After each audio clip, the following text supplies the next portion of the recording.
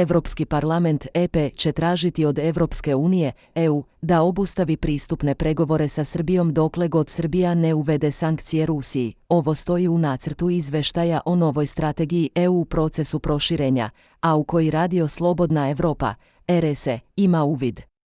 Dati prioritet usklađivanju zemalja pristupnica sa zajedničkom spoljnom i bezbednosnom politikom EU i nastaviti pristupne pregovore sa Srbijom samo ako se zemlja uskladi sa sankcijama EU protiv Rusije, ističe se u nacrtu izveštaja.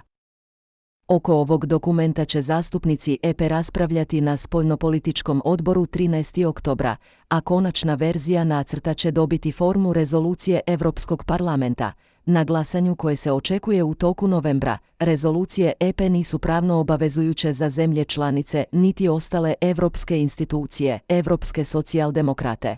Druga po veličini grupacija u EP je već saopštila da smatraju da EU ne može da nastavi pristupne pregovore sa Srbijom ako se ne uskladi sa sankcijama EU protiv Rusije i najavili da će se to uvrstiti u predstojećem izveštaju EP o proširenju.